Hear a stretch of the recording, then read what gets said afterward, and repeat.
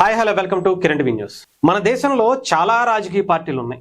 సాంప్రదాయ రాజకీయాలకు అసలు నిజంగా ఒక్కొక్కరికి ఒక్కొక్క శైలి అన్నాలి. ఎవరికి వారే అసలు రాజకీయాల్లో ఉద్దండులే ఉన్నారు మన దేశంలో. చెప్పాలంటే ఒక్కొక్కరు అపర చాణక్యుల్లాగా ఒక ఎత్తుగడల మీద ఎత్తుగడలు వేసుకుంటూ రాజకీయాల్లో చాలానే చేసుకుంటూ వచ్చారు. కానీ ఏ రాజకీయ పార్టీ కూడా మన తెలుగు రాష్ట్రాలతో కలిపి దేశం మొత్తం మీద ఎప్పుడూ కూడా కార్యకర్తల్ని పట్టించుకున్నటువంటి సందర్భమే లేదని చెప్పాలి. ప్రతి పార్టీకి కార్యకర్తలు ఎంత అవసరమో ప్రతి పార్టీకి తెలుసు. కానీ ఆ ఎలక్షన్స్ అప్పుడు వాళ్ళ భుజాన వాళ్ళ జెండా మోసుకుని వాళ్ళ సిద్ధాంతాలు ప్రజల్లోకి తీసుకువెళ్ళి వాళ్ళు ప్రచారం చేయించుకుంటారు తప్ప అధికారంలోకి వచ్చిన తర్వాత కావచ్చు లేదా అధికారంలో లేకపోయినప్పుడు కావచ్చు ఎప్పుడూ కూడా ఆ పార్టీకి సంబంధించినటువంటి కేడర్ కోసం ఎవ్వరూ పట్టించుకున్నటువంటి సందర్భమే ఇప్పటి వరకు మన దేశంలో లేదనే చెప్పాలి. ఫస్ట్ టైం మన దేశ చరిత్రలో ఒక్క పార్టీ వచ్చిందండి, ఒక్క నాయకుడు వచ్చాడు, అతనే పవన్ కళ్యాణ్ గారు. అదే జనసేన పార్టీ. రాజకీయం అంటే ఇలా సాంప్రదాయ రాజకీయాలంటే అధికారంలోకి రాగానే కొన్ని వేల కోట్ల రూపాయలు దొబ్బేసి దోచేసుకుని తండ్రిని అధికారం పెట్టుకుని తాతలను అధికారం అడ్డం పెట్టుకుని వారసత్వ రాజకీయాల్లోకి వచ్చిన వాళ్ళని చూసాం. కానీ రాజకీయం అంటే సేవ. ఇంకా చెప్పాలంటే ఉన్న ఆస్తుల్ని కూడా కరగబెట్టుకుని మరీ రాజకీయాలు చేస్తున్నటువంటి పార్టీ ఏదైనా ఉంది అంటే ఈ దేశంలో పవన్ కళ్యాణ్ గారు జనసేన పార్టీ అనే చెప్పాలి. చాలా గర్వంగా చెప్పుకోవచ్చు. ఇది మన తెలుగు రాష్ట్రాలకే ఒక గర్వంగా మనం మాట్లాడుకోగలిగేటువంటి ఒక వ్యక్తి అయిన ఆ ఒక పార్టీ అది. అలాంటి వ్యక్తి ఆ పార్టీ గురించి ఎవరు ఎన్నైనా మాట్లాడచ్చు, ఆ పార్టీని ఎవరు ఎన్నైనా తగ్గించవచ్చు. నేను 175 నియోజకవర్గాల్లో పోటీ చేయలేనటువంటి సత్తా లేనటువంటి పార్టీ అని కూడా ఎగతాళి చేయొచ్చు. కానీ ప్రజలకి ఏం అవసరమో ఎప్పుడు ఏ పార్టీకి సంబంధించిన వ్యక్తులైనా కానీ మనం అధికారంలోకి రావాలి, నేను సీఎం అయిపోవాలి, నేను మంత్రి అయిపోవాలి, మనం ఈ రాష్ట్రాన్ని శాసించాలనే మాత్రమే చూస్తారు తప్ప ఒక్క నాయకుడు పవన్ కళ్యాణ్ గారు మాత్రం ప్రజల అవసరాలు, ప్రజల జీవితాలు బాగుండాలి, రాష్ట్ర భవిష్యత్తు బాగుండాలి, యువత భవిష్యత్తు బాగుండాలి, రేపటి తరం బాగుండాలి అని ఆలోచించినటువంటి వ్యక్తి ఈ దేశంలో నాకు తెలిసి పవన్ కళ్యాణ్ గారే మొదటి వరుసలో టాప్ 1లో ఉంటారని మాత్రం ఎటువంటి సందేహం లేకుండా చెప్పచ్చు. అందుకనే సొంత ఆస్తులను సైతం కరగబెట్టి, పిల్లల ఫిక్స్డ్ డిపాజిట్లను సైతం కరగబెట్టి ప్రజల కోసం ఎన్నో కార్యక్రమాలు చేసుకుంటూ ఎన్నో వందల కోట్ల రూపాయలు ఆయన ప్రజల కోసం ఖర్చు పెడుతున్నటువంటి ఏది అధికారంలోకి రాకముందు, వచ్చిన తర్వాత ఇంకా ఎక్కువనే పెంచారనే చెప్పాలి. సాధారణంగా ఏ రాజకీయ పార్టీ కూడా కార్యకర్తల కోసం వచ్చారా భుజాన్ని మోసారా ఫోటో ఇద్దాం చాలు పంపించే, లేదంటే మహా ఏదో కాంట్రాక్ట్ ఇచ్చి నువ్వు కూడా దోచుకో అని చెప్పేటువంటి పనులు ఉంటాయి తప్ప వాళ్ళకి ఏదైనా కష్టం వస్తే, అంటే చిన్న స్థాయి కార్యకర్తలకి ఏదైనా కష్టం వస్తే కనీసం పట్టించుకున్న నాదుడే ఉండేటువంటి పరిస్థితి ఈ దేశంలోనే లేదు. కానీ ఫస్ట్ టైం జనసేన పార్టీలో క్రియాశీలక సభ్యత్వం అనేది ఒకటి పెట్టి దానికి ఒక 500 రూపాయలు తీసుకుని 5 లక్షల రూపాయల ప్రమాద బీమాని ప్రతి కార్యకర్తకి ఇవ్వాలి. మనం పవన్ కళ్యాణ్ గారికి సంబంధించి ఏ ఫంక్షన్ చూసినా, ఏ ర్యాలీ చూసినా, ఏ మీటింగ్ చూసినా కొన్ని లక్షల మంది జనం, నాకు తెలిసి ఇలాంటి రాజకీయ పార్టీ ఒకటి ఉంది అంటే ఇంత జనం వస్తారా, పవన్ కళ్యాణ్ గారికి ఇంత అభిమానులు ఉన్నారా అని చాలామంది అనుకున్నారు. కానీ అలాంటి అభిమానులకి ఏదన్నా ఇబ్బంది జరిగితే గతంలో ఏ పార్టీ అయినా సరే చాలా పార్టీలకు వస్తారు, తీసుకొచ్చుకుంటారు. కానీ న్యాచురల్గా రావటం వేరు. వచ్చిన తర్వాత వాళ్ళకి ఇబ్బంది పడుతుంటే పవన్ కళ్యాణ్ గారు తట్టుకోలేకపోయారు. వివిధ కార్యక్రమాల్లో కొన్ని చెప్పరాని సంఘటనలు జరిగాయి. కొంతమంది ప్రమాదాల బారిన పడినటువంటి ఘటనలు చాలానే ఉన్నాయి. అటు ప్రజారాజ్యం నుంచి చూసుకుంటే జనసేన వరకు కూడా అనేక ఘటనలు పవన్ కళ్యాణ్ గారు ఇది కాదు, మనం ఒక కార్యకర్తలకు ఒక భరోసా కల్పించాలి, మన పార్టీని భుజాన వేసుకుని మోసేటువంటి ఒక కార్యకర్త ఒక అండగా ఉండాలి. అందుకే ఈ క్రియాశీలక కార్యకర్తలకు సంబంధించి నిన్న చాలా రోజుల నుంచి ఇస్తున్నారు. ఇదేం కొత్తగా చేసింది కాదు.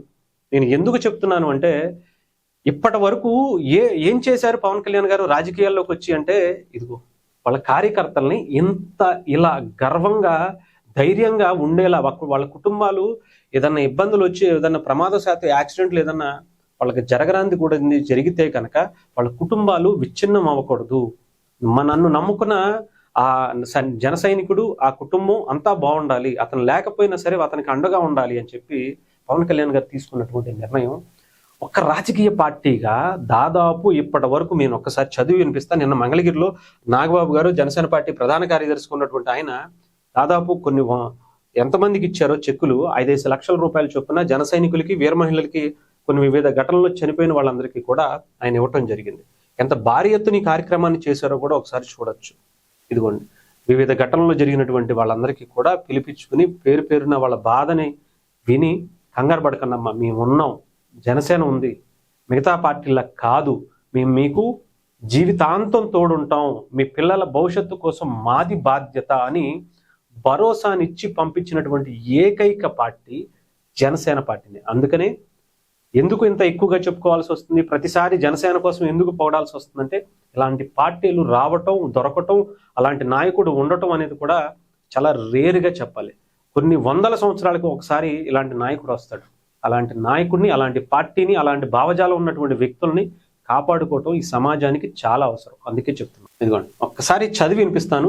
కార్యకర్తలకు గుండె ధైర్యం ఇచ్చినటువంటి జనసేన పార్టీ, కుటుంబాల గురించి ఆలోచించినటువంటి ఒకే ఒక్క గొప్ప నాయకుడు పవన్ కళ్యాణ్ గారు. దాదాపు ఇప్పటి వరకు 1400 మంది పైగా క్రియాశీలక కార్యకర్తల కుటుంబాలకు 46,73,00,000 రూపాయల ప్రమాద బీమాని అందజేశారట. మీరు ఆలోచించండి, 46 కోట్ల రూపాయలు కేవలం కార్యకర్తల కోసం, వాళ్ళ భద్రత కోసం, వాళ్ళకి ఏదైనా ఇబ్బంది వస్తే ఇచ్చినటువంటి డబ్బు 46 కోట్ల రూపాయలు. ఇన్సూరెన్స్ ద్వారా నిజంగా దేశ చరిత్రలో ఏ రాజకీయ పార్టీ చేయలేకపోయింది ఇలాగా. అదే వాళ్ళని వాడుకోవడం, మహా అయితే ఎలక్షన్స్ వచ్చినప్పుడు ఒక 500-1000 రూపాయలు ఇచ్చి ఆ రోజు తిప్పించుకోవడం, మహా అయితే ఓటుకు ఇంకొక 500 ఎక్స్ట్రా ఇవ్వటం చేసిందే. కానీ ఇలా వాళ్ళ జీవితాంతం గుర్తుండిపోయేలాగా, వాళ్ళకి ఏదైనా కష్టం వస్తే నిలబడేలా చేసినటువంటి పార్టీ మాత్రం ఈ దేశంలో లేదనే చెప్పాలి. ఉంటే మీరు చెప్పండి, కావాలంటే ఏ రాజకీయ పార్టీనైనా తీసుకురండి. ఆయన మొదలు పెట్టిన తర్వాతే చాలా మంది మొదలు పెట్టారు తప్ప అప్పటి వరకు ఆ ఆలోచన కూడా ఎవరు చేయలేకపోయారనే చెప్పాలి. ఇంత భారీ ఎత్తున అంటే ప్రతి కార్యకర్తకి, ప్రతి జన సైనికుడికి, ప్రతి వీర మహిళలకి కూడా ఇది చేయాలి, చేపించాలి అని చెప్పి అక్కడ ఉండేటువంటి నియోజకవర్గంలో వాలంటీర్లు పెట్టి మరీ చేశారు. దీనికి సంబంధించి అంటే ఇంత గొప్పగా చేసేటువంటి కార్యక్రమాలు వేరే పార్టీల్లో మీరుంటే చెప్పండి. మహా అయితే ఒక గొప్ప కార్యకర్త ఎవరన్నా ఆ పార్టీ కోసం బాగా పేరు వచ్చి బయటికి తెలిసి ఎవరన్నా వస్తే గనక అప్పుడు వెళ్ళి 1 లక్ష రూపాయలు, 2 లక్షలు చేతికిచ్చి వచ్చేయటమే తప్ప ప్రతి కార్యకర్తని పట్టించుకున్నటువంటి పార్టీ అయితే నాకు తెలిసి లేదు ఈ దేశంలో. అలాంటి ఒక పార్టీని మనం కంపల్సరీగా కాపాడుకోవాల్సినటువంటి అవసరం ఉంది. ఈ దేశానికి అవసరం అలాంటి వ్యక్తులు, ఈ దేశానికి అవసరం అలాంటి రాజకీయ పార్టీలు, అలాంటి సిద్ధాంతాలు అవసరం. గొప్ప గొప్ప ఆలోచనలు రేపు ఆంధ్రప్రదేశ్లో తీసుకొస్తున్నారంటే ఆయన ఇలాంటివి ఎప్పుడూ ఆలోచించారు కాబట్టి. ప్రస్తుతం ఉన్నటువంటి ఏమంటారు సాంప్రదాయ రాజకీయ పార్టీలా కాదు జనసేన. మీరు అలా ఎందుకు పోటీ చేయలేదు, 175 నియోజకవర్గాలు ఎందుకు పోటీ చేయలేదు, ఇవి కాదు ఆలోచించాల్సింది. ప్రజలకి ఏం అవసరమో మీకు దమ్ముంటే 175 నియోజకవర్గాల్లో పోటీ చేయండి అని చెప్పి సవాల్ విసరటం కాదు. ప్రజల కష్టాల్లో 175 నియోజకవర్గాల్లో ఉన్నారా, నిలబడ్డారా లేదా అని ఒక దమ్ముగా చూపించినటువంటి పార్టీయే జనసేన. అది ఇక్కడ అక్కడ ఎక్కడైనా సరే, శ్రీకాకుళం నుంచి చిత్తూరు వరకు కూడా ఎలాంటి ఇబ్బంది వచ్చినా, ప్రజలకి ఎలాంటి కష్టం వచ్చినా సరే అలా వెళ్ళి దిగిపోయి వాళ్ళ కష్టంలో నిలబడినటువంటి వ్యక్తి ఆయన. అలాంటి పార్టీ అది. అంతేగాని 175 నియోజకవర్గాల్లో పోటీ చేస్తే దానికి వచ్చేటువంటి నష్టం గురించి, లాభం గురించి అంటే మిగతా రాజకీయ పార్టీలా కాదు అనేదే చెప్తున్నా. అంటే అధికారం కోసం, లేదంటే పదవుల కోసం, కొన్ని ఆస్తులు పెంచుకోవడం కోసం, అక్రమంగా సంపాదించడం కోసం ఆయన రాలా.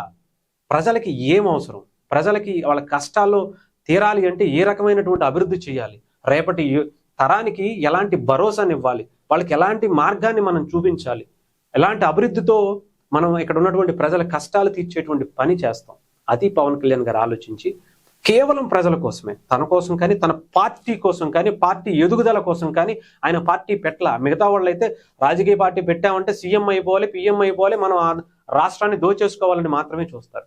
కాదు, ఆయన సీఎం అవ్వటం కన్నా నాకు ప్రజల కష్టాలు తీర్చడమే ముఖ్యం అని చెప్పి ఆయన 10 అడుగులు దిగి, 10 మెట్లు దిగి మరి ప్రజల కోసం మొన్న ఎలక్షన్స్లో పోటీ చేసి కూటమిని అధికారంలోకి తీసుకొచ్చారు. వచ్చిన తర్వాత ఏం జరుగుతుంది, ఏం చేస్తున్నారు అనేది ప్రజలకు చాలా స్పష్టంగా ఉంది. దేశమే ఒక గొప్ప నాయకుడిగా, డిప్యూటీ సీఎం అనే పర్దానికే ఒక కొత్త నిర్వచనం లాగా, పంచాయతీరాజ్ శాఖకే దేశంలోనే ఒక వన్నె తెచ్చేటువంటి పదవిలాగా ఇంత అద్భుతంగా చెయ్యొచ్చా, ఇన్ని కార్యక్రమాలు ఈ శాఖల్లో ఉన్నాయా, చెయ్యొచ్చా, ఇంత గొప్పగా చూపించొచ్చా, ఇన్ని గొప్ప పనులు చెయ్యొచ్చా అనేటువంటి ఆలోచనలకు పవన్ కళ్యాణ్ గారే ఆద్యం పోశారు, ముందుకు తీసుకువెళ్తున్నారు. సంవత్సరంన్నరలోనే ఇంత అద్భుతంగా చేస్తే అరే ఇలాంటి వ్యక్తికి అధికారం ఇస్తే ఎలా ఉంటుందో అనేటువంటి ఆలోచనకు పవన్ కళ్యాణ్ గారు ఆద్యం పోస్తూ ముందుకు తీసుకువెళ్తున్నారు అనాలి. ప్రజల్లో అవును రేపటి తరానికి ఒక మార్గం చేసేటువంటి వ్యక్తులు వచ్చారు, పార్టీ వచ్చింది అని గర్వంగా గుండెల మీద ధైర్యంగా మన కోసం ఒక నిలబడేటువంటి ఒక వ్యక్తులు ఉన్నారు, పార్టీ ఉంది. అవసరమైతే అధికారంలో కూడా ప్రతిపక్ష పాత్ర ఆయనే పోషించి మరీ మన కష్టాల గురించి మాట్లాడగలిగేటువంటి ఏకైక నాయకుడు ఆయన. ఆయన కోసం మనం నిలబడాలి అనేటువంటి ఆలోచన వస్తున్నటువంటి వ్యక్తి ఈయన. సో డెఫినెట్గా అలాంటి వ్యక్తి గురించి, అలాంటి పార్టీ గురించి ఎన్నైనా చెప్తాం, ఎన్ని రకాలుగా అయినా చెప్తాం, ఏ రకంగా అయినా సరే చూపించేటువంటి ప్రయత్నం చేస్తాం.